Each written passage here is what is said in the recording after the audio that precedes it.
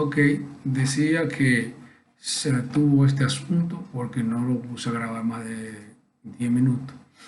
Ok, entonces hablamos de diagrama de tiempo. Fíjense, entonces decíamos que el diagrama de tiempo es un gráfico que se utiliza para graficar, para la redundancia, el comportamiento del mecanismo en función del tiempo determinado. Imagínense que usted tiene un mecanismo para desplazar un objeto. Eso sería un mecanismo manivela corredera. Ese mecanismo que corredera empuja un objeto para ser llevado más abajo en otro lugar. Entonces, al final de la carrera de este mecanismo, entonces lo esperaría otro mecanismo para de eso, ese mecanismo llevarlo a otra posición. Entonces, fíjense, son dos mecanismos que hay para desplazar un objeto. Eso sería entonces, aquí habría el diagrama de tiempo a lo que hace es que esos dos mecanismos le justifican, mejor dicho, lo que diga que cada tiempo de cada mecanismo se grafican uno debajo del otro y determina cuándo uno se desplaza, cuándo uno se mueve, cuándo uno se para. Y entonces eso aclara cómo va el funcionamiento de cada mecanismo coordinado uno con otro. O sea, se coordinan los movimientos de los mecanismos para lograr el objetivo que quieren.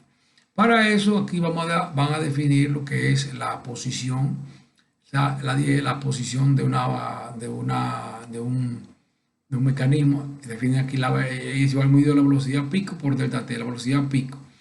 Fíjense que la velocidad no puede ser todo igual, pero aquí se define como la velocidad tipo por delta t. Y aquí entonces también dos formas, una en función de la velocidad pico y en función de la aceleración, esas dos fórmulas. De esa fórmula se vienen, quizás no lo han visto así como de esa forma, pero son a partir de la misma fórmula que nosotros conocemos de posición en dinámica. Aquí, de así mismo, aquí hay otra fórmula, si uno despeja la velocidad pico de acá, entonces hay todo esto como si fuera un ejemplo que está aquí. Es un ejemplo que había por ahí, es aquí en este caso. ¿Sí? Miren los diagramas de tiempo. Aquí es, en ese caso, de dos mecanismos. Ahí ese mecanismo está, los tiempos, los datos de ese diagrama están acá, ustedes lo pueden leer. Fíjense, aquí hay dos mecanismos. ¿Verdad? En este caso, fíjense aquí la magnitud de la velocidad, la magnitud de la velocidad de elevación. O sea, en este caso un mecanismo que se eleva. Fíjense que ese mecanismo se eleva y luego vuelve a su posición original. Pero mientras ese mecanismo se eleva, este se mantiene estático. Fíjense, este es el caso contrario que yo decía ahorita. Por ejemplo, hay un mecanismo que va a elevar un objeto. Se eleva. Fíjate que es una velocidad que coge un pico, levanta un pico y luego se disminuye. Entonces, eso es una elevación, esa distancia que se elevó de 8 pulgadas. Y eso subió con una velocidad pico y redujo para poder detenerse. Ahí se detuvo.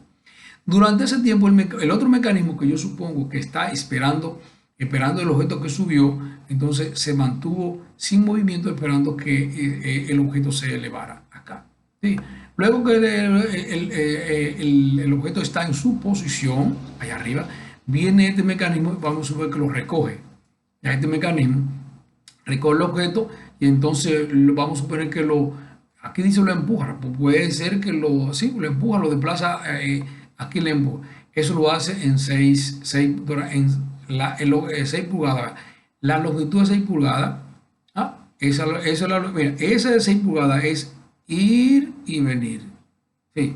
Fíjense que aquí hay velocidad en el tiempo y el gráfico de, si nosotros graficamos la velocidad y el tiempo, el área bajo la gráfica da la posición. En este caso, aquí empuja, arranca, le va a aumentar la velocidad máxima, velocidad pico, y luego disminuye para llegar a su posición de después la cantidad que pudo empujar el objeto. Aquí está. Fíjense que mientras tanto El otro mecanismo que elevó el objeto se mantuvo sin movimiento.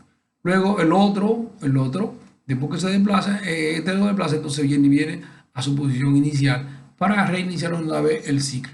En ese caso, este lo empuja y de una vez se devuelve, retorna. O sea, aquí hay un retorno, una carrera de avance y uno de retorno. Ese es el diagrama de tiempo. Cada mecanismo que usted vaya a diseñar debe tener ese diagrama de tiempo para justificar la coordinación de uno, si suma de un mecanismo, ¿correcto? Aquí hay entonces un ejemplo. Ustedes estudian, analizan eso y dan ese ejemplo. Aquí se calculan todos los tipos de variables que se necesitan, ¿correcto? Entonces, dice aquí diseño de mecanismo de manivela corredera, diseñar ese mecanismo. Ustedes ya conocen lo que es el mecanismo de manivela corredera, está compuesto por una rueda, vamos a decir una rueda donde está la biela, un acoplador y una corredera. Una corredera que está unida al acoplador. El acoplador une la manivela con la corredera. Aquí está un mecanismo a nivel corredera. En este caso, fíjese que ¿qué es lo que quiere hacer? ¿Qué es lo que queremos hacer ahí? Determinar las dimensiones de esos eslabones. El eslabón 2 y el eslabón 3. ¿Sí? En este caso. Ahora, ¿cómo partimos? Mira, ¿cómo se determina eso? Se inicia trabajando con lo que es la carrera, el recorrido, que el recorrido está entre la posición máxima y la posición mínima del mecanismo. O sea, si ustedes saben, a mí me dicen, bueno, yo quiero que tú hagas un mecanismo que me desplace un objeto de un sitio a otro, entonces ya usted tiene la carrera y tiene la posición máxima y la posición mínima. A partir de eso, entonces ya se diseña. O sea, en este caso, este es un mecanismo manivela corredera centrado. ¿Vieron aquí? Ese es muy fácil. Fíjense que la delta R4 máximo, que es la posición, el recorrido del mecanismo, el recorrido, posición máxima menos posición mínima, en eso, si ustedes observan aquí, eso es igual a 2L2. L2 es el eslabón que corresponde a la manivela, mírenla aquí.